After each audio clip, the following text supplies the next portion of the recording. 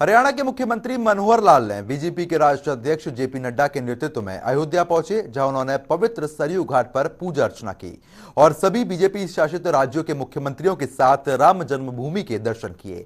वहीं हरियाणा के मुख्यमंत्री मनोहर लाल ने कहा कि यहां बन रहा भव्य राम मंदिर भारतवासियों के लिए स्वप्न के समान था, जिसे माननीय प्रधानमंत्री नरेंद्र मोदी ने साकार कर दिया।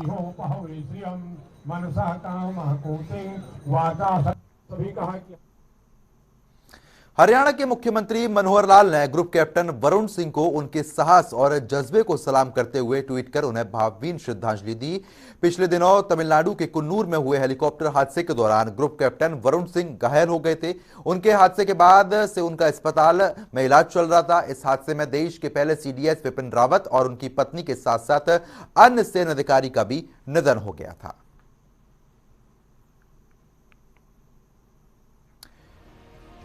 तो मनोहर लाल ने ट्वीट किया, जहां पर तमिलनाडु में दुर्भाग्यपूर्ण हादसे का शिकार हुए ग्रुप कैप्टन वरुण सिंह कई दिनों तक जिंदगी और मौत से जंग लड़ते हुए आज वीर गति को प्राप्त हुए। उनके साहस और जज्बे को सलाम करता हुआ मैं उन्हें श्रद्धांजलि देता हूं। उनके परिजनों के साथ मेरी गहरी संवेदनाएं हैं। ओम शांति। तो मनोहर लाल मुख्यमंत्री ने यह ट्वीट किया है। हरियाणा के मुख्यमंत्री मनोहर लाल ने देश के प्रथम उप प्रधानमंत्री सरदार वल्लभ भाई पटेल की पुण्यतिथि पर उन्हें नमन किया। उन्होंने ट्वीट कर लिखा कि एक भारत श्रेष्ठ भारत के स्वप्न को साकार करने वाले महान क्रांतिकारी भारत रत्न लौह पुरुष सरदार वल्लभ भाई पटेल जी को उनके स्मृति दिवस पर शत शत नमन। देश की अखंडता में उनका अतुलनीय योगदान हमारे लिए सदैव प्रेरणा स्रोत रहेगा। मुख्यमंत्री मनोहर लाल ने ट्वीट किया है और लिखा, एक भारत श्रेष्ठ भारत के स्वप्न को साकार करने वाले महान क्रांतिकारी भारत रत्न लौह पुरुष सरदार वल्लभ भाई पटेल जी को उनके स्मृति दिवस पर शत शत नमन। देश की अखंडता में उनका अतुलनीय योगदान हमारे लिए सदैव प्रेरणा स्रोत रहेगा।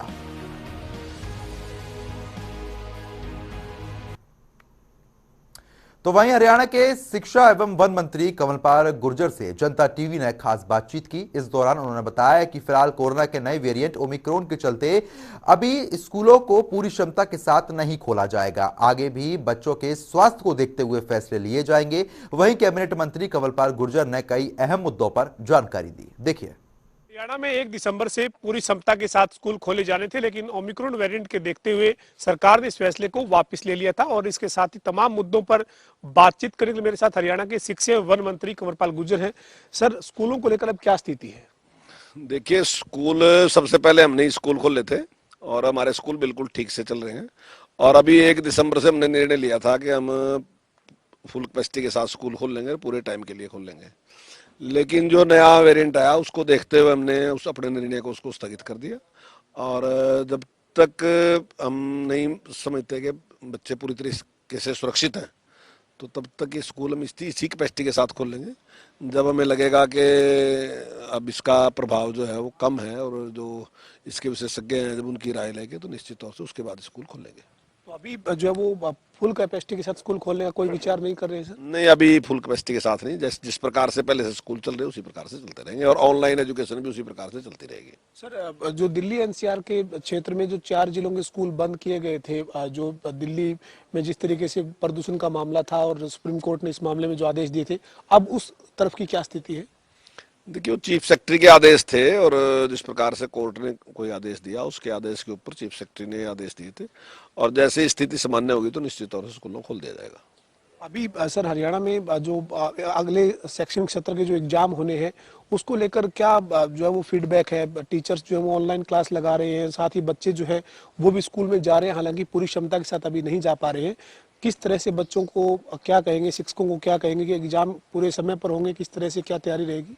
हाँ, निश्चित तौर से एग्जाम अपनी जो उनका निश्चित टाइम है उस पर एग्जाम होंगे, सारा उसी प्रकार से होगा और तरीका क्या अपनाया जाएगा वो जिस प्रकार की परिस्थिति है उस प्रकार से होगा।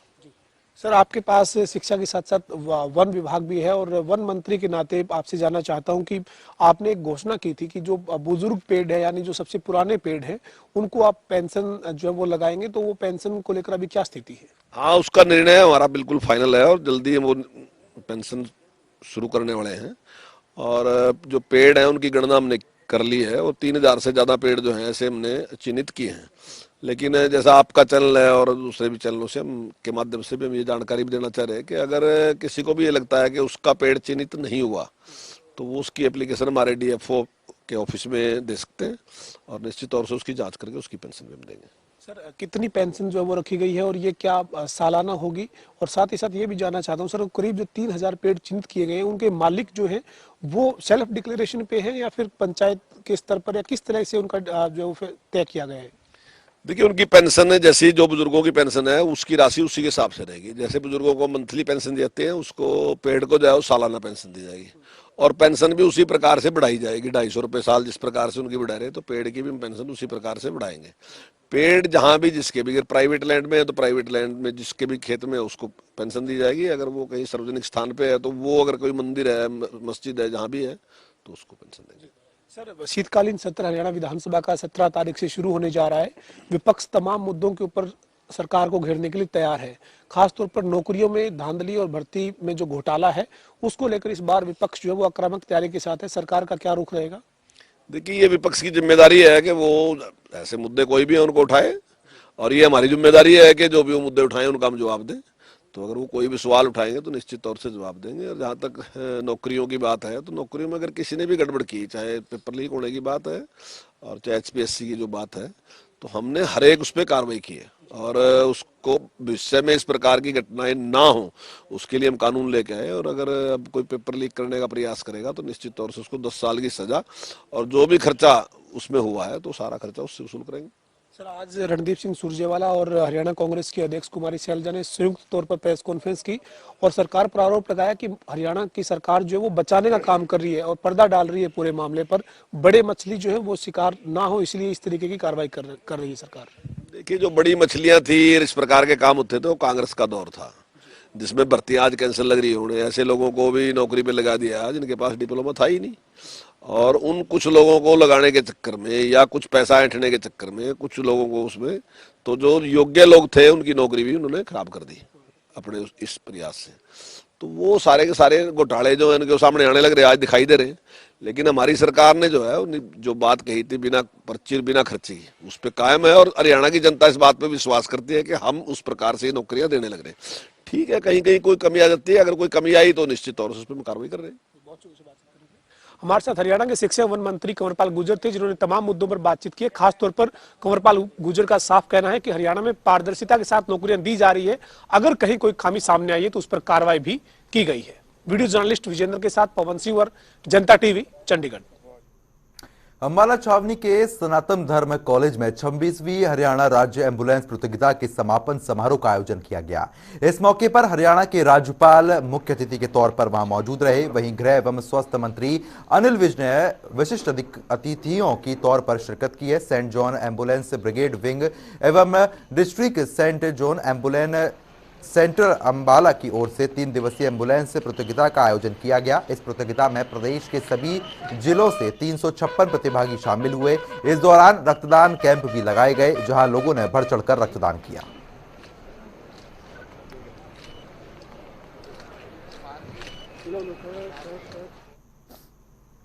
हरियाणा के स्वास्थ्य मंत्री अनिल विज स्वास्थ्य विभाग के अधिकारियों और आशा वर्कर प्रतिनिधि मंडल के साथ उनके द्वारा बैठक की गई। इस दौरान स्वास्थ्य मंत्री ने प्रदेश की आशा वर्कर्स को आयुष्मान भारत योजना के तहत लाभ देने के लिए अधिकारियों को इस विषय पर अध्ययन कर रिपोर्ट जल्द पेश करने के आदेश दिए। साथ ही उन्होंने अधिकारियों को यह भी निर्देश दिए कि आंगनबाड़ी वर्कर और आशा वर्कर का एक तुलनात्मक अध्ययन कर उसकी रिपोर्ट प्रस्तुत की जाए। आशा वर्करों को जल्द ही रिकॉर्ड मेंटेनेंस के लिए आशा की गतिविधियों के लिए रजिस्ट्रार उपलब्ध करवा दिया जाएगा। उन्होंने कहा कि कोरोना के दौरान आशा वर्कर ने घर घर जाकर लोगों को जागरूक करने का कार्य किया है।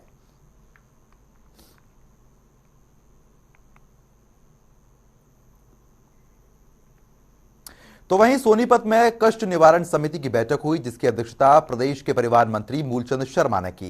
इस दौरान परिवहन मंत्री ने 17 लोगों की समस्या सुनी जिनका समाधान करने के लिए अधिकारियों को निर्देश जारी कर दिए गए। वहीं 6 समस्याओं को ड्रॉप कर दिया गया। वहीं दिल्ली एनसीआर के 4 जिलों में स्कूल खोले जाने को लेकर कैबिनेट मंत्री मूलचंद शर्मा ने कहा कि केंद्र और प्रदेश सरकार सुप्रीम कोर्ट के आदेशों की अवहेलना नहीं कर सकती और सुप्रीम कोर्ट की तरफ से जब भी अगले आदेश प्राप्त होंगे उसी के अनुरूप स्कूल खोले जाएंगे। वहीं मूलचंद शर्मा ने हरियाणा रोडवेज के बेड़े में 809 नई बसें और 20 वोल्वो बसें शामिल करने की बात कही है। उन्होंने कहा कि 350 बसें जल्द ही बेड़े में शामिल कर ली जाएंगी। वहीं लंबे रूट के लिए 20 वोल्वो बस शामिल करने से लोगों को राहत मिलेगी और परेशानियों से छुटकारा मिल जाएगा। जब तक वो हमारा जो केस अप्रूव नहीं हो जाए। हरियाणा के खेल राज्य मंत्री संदीप सिंह ने यमुनानगर में कष्ट निवारण समिति की मासिक बैठक की अध्यक्षता की। इस दौरान उन्होंने कई लोगों की समस्याओं पर विचार करते हुए अधिकारियों को मौके पर ही समस्या का हल करने के आदेश दिए।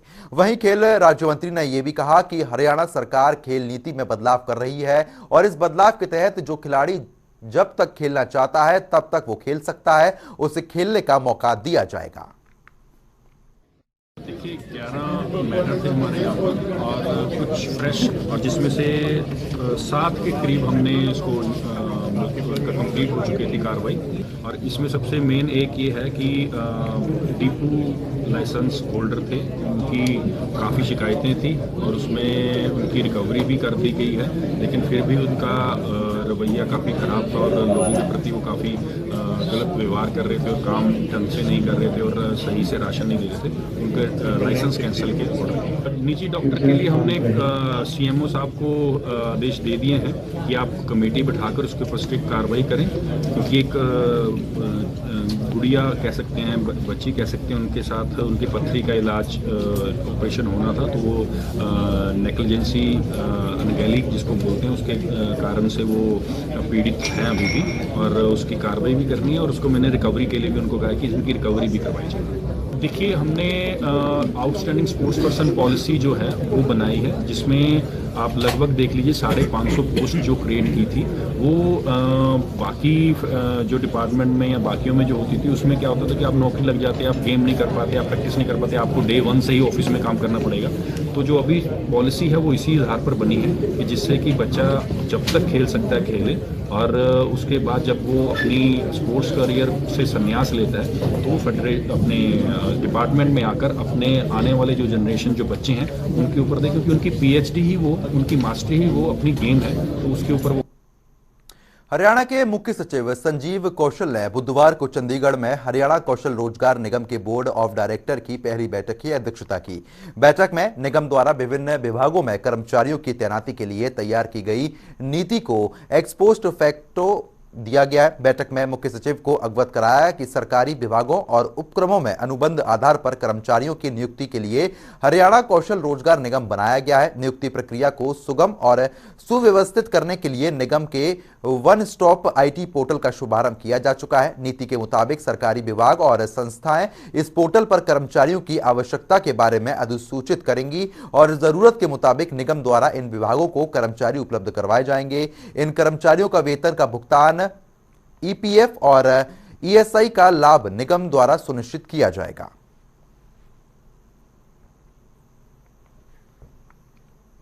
वहीं मंगलवार को चंडीगढ़ में inter operable criminal justice system को हरियाणा में लागू करने के लिए गठित स्टेट लेवल कमेटी की दूसरी बैठक हुई, जिसकी अध्यक्षता हरियाणा के मुख्य सचिव संजीव कौशल ने की और अधिकारियों को एक ऐसा सिस्टम तैयार करने की संभावना तलाशने के निर्देश दिए जिसके तहत पुलिस द्वारा एकत्रित किया जा रहे एक जिले का संपूर्ण डाटा एक ही जगह एकत्रित हो, ताकि किसी भी तरीके की डाटा को जल्द और आसानी से एक्सेस करना संभव हो सके। प्रथम चरण में किसी एक जिले में पायलट परियोजना के आधार पर इस सिस्टम को लागू किया जाएगा।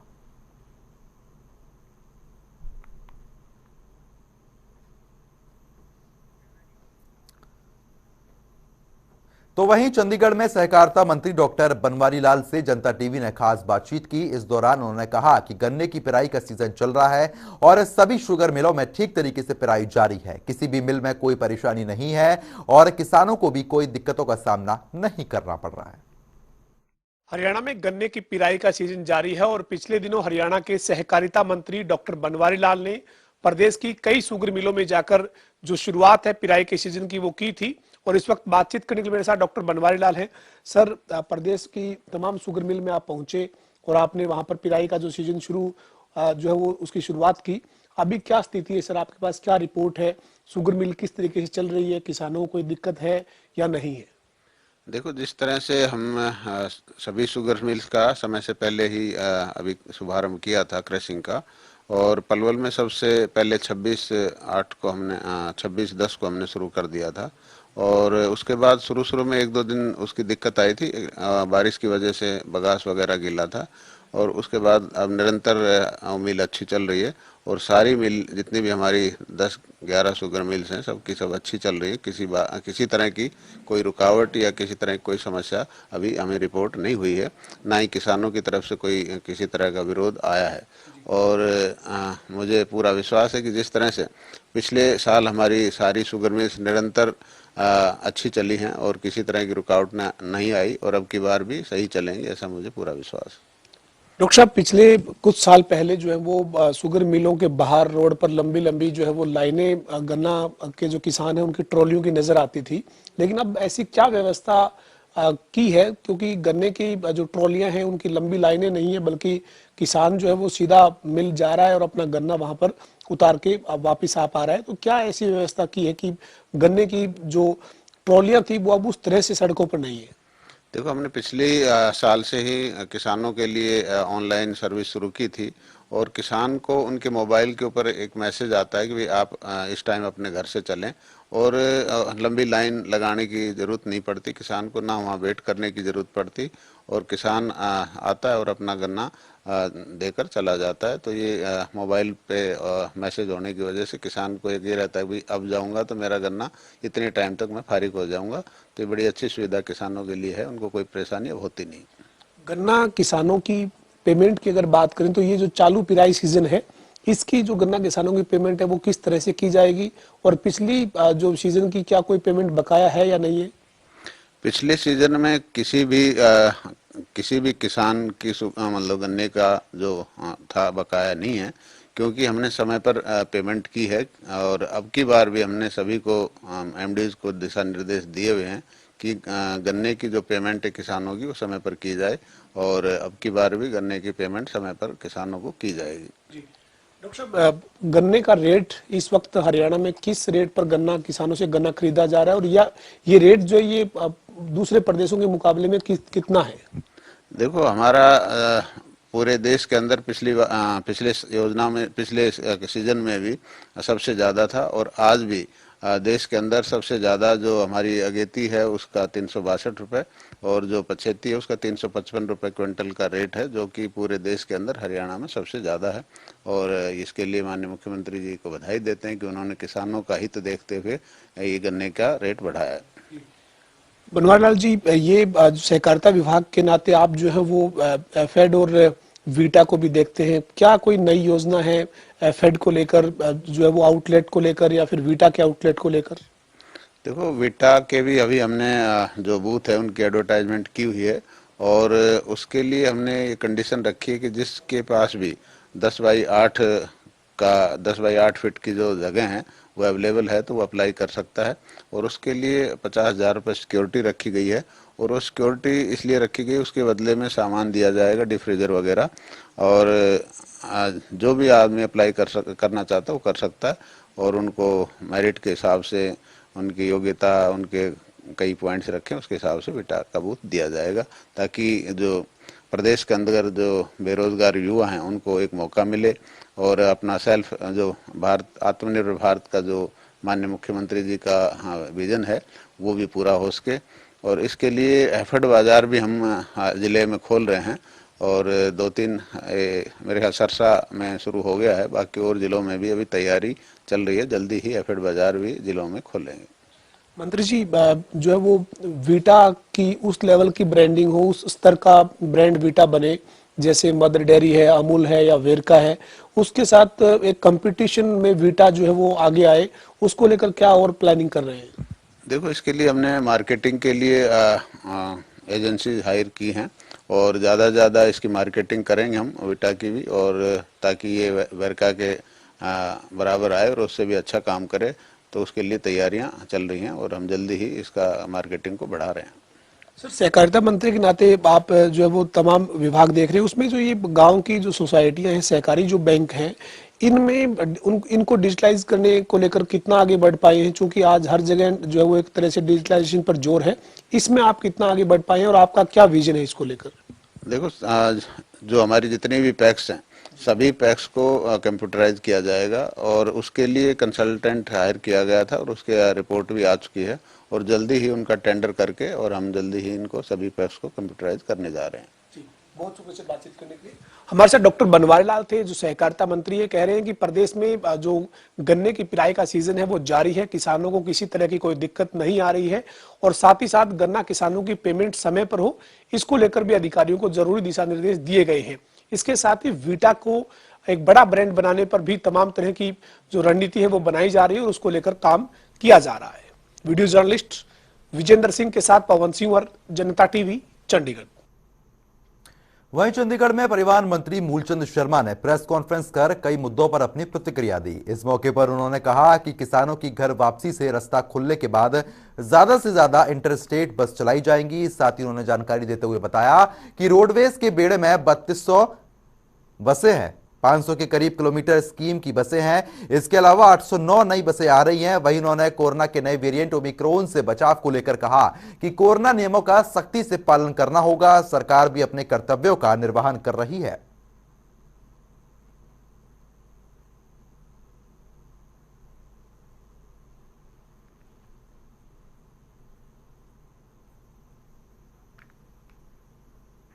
हरियाणा के बिजली एवं जेल मंत्री चौधरी रणजीत सिंह ने सिरसा में अपने आवास पर जनता दरबार लगाया, जहां उन्होंने लोगों की समस्याएं सुनी और मौके पर उन समस्याओं का समाधान भी कर दिया। जिसके बाद उन्होंने पत्रकारों को जानकारी दी, साथ ही अपने विभाग के बारे में बताया। इस दौरान बिजली मंत्री रणजीत सिंह ने कहा कि जल्द ही प्रदेश में लाइन लॉस कम करने का लक्ष्य रखा है। इस समय लाइन लॉस 14.5% है, जिसे घटाकर 13% तक लाना है, जिसके लिए बिजली विभाग लगातार छापेमारी कर रहा है और इसी कड़ी में पिछले दिनों हुई छापेमारी के सकारात्मक परिणाम सामने आए हैं। लाइन लॉस घटने के साथ जुर्माने के तौर पर विभाग को राजस्व भी मिल रहा है। वहीं बिजली मंत्री ने बताया कि हुड्डा सरकार के दौरान बिजली विभाग 3700 करोड़ के घाटे में था, लेकिन मुख्यमंत्री मनोहर लाल के संभालते ही बिजली विभाग 370 करोड़ के मुनाफे में आ गया है। वहीं बिजली मंत्री रणजीत सिंह ने बताया कि जून 2022 तक प्रदेश में पेंडिंग पड़े सभी 15,000 ट्यूबवेल कनेक्शन जारी कर दिए जाएंगे।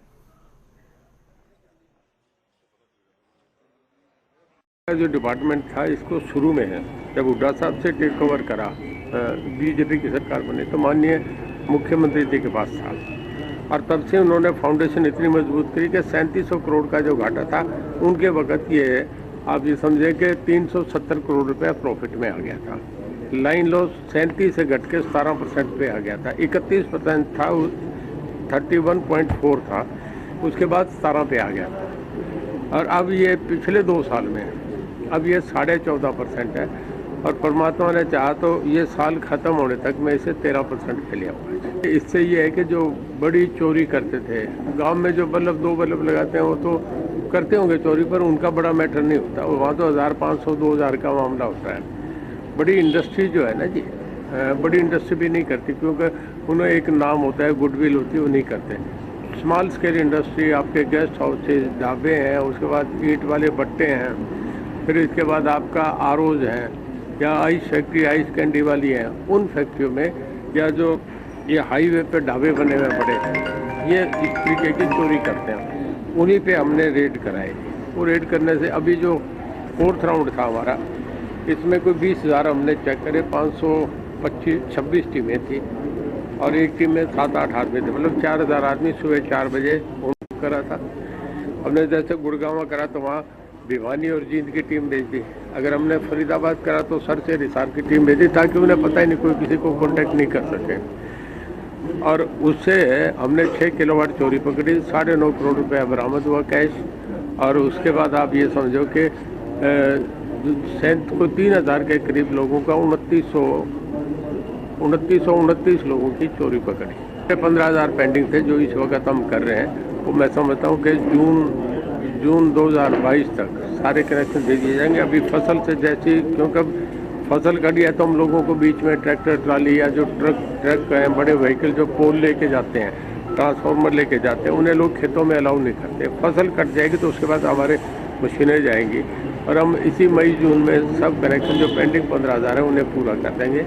इसके बाद फिर जो नई एप्लीकेशन जाएगी उन्हें हम लेंगे और साथ के साथ ही एसडीओ और उन्हें कहेंगे 8 अप्रूव्ड मोटर्स हैं, उन्हें जाके हम उसे वेरीफाई करेंगे, लोगों के ट्यूबवेल लग जाएंगे। वहीं बिजली मंत्री ने बताया कि ऑनलाइन बिल भरने वालों को भी विभाग प्रोत्साहित कर रहा है, जिससे बिजली बिलों की ऑनलाइन लगातार शिकायतें जो आ रही थी वो सुलझा दी जाएंगी, तो वहीं लोगों की परेशानियां भी लगातार घट रही हैं। इसमें ऑनलाइन भरेंगे, उसमें 5-7 लोगों को देंगे तो इसका एक बड़ा फायदा होगा कि लोगों की एक आदत बन जाएगी टाइम से बिल पे करने का। तो जब 6 आदमियों का अवार्ड होगा तो हर आदमी देखेगा कि मेरा पिछला ट्रैक रिकॉर्ड बहुत बढ़िया, तो वो अपने आप को लाइन में समझेगा कि मुझे इनाम मिलेगा। एक प्रोत्साहन राशि है 2100 रुपया का अच्छा मैसेज आएगा। तो जनता सरकार में अभी के लिए सिर्फ इतना ही, लेकिन खबरों का सिलसिला लगातार जारी है।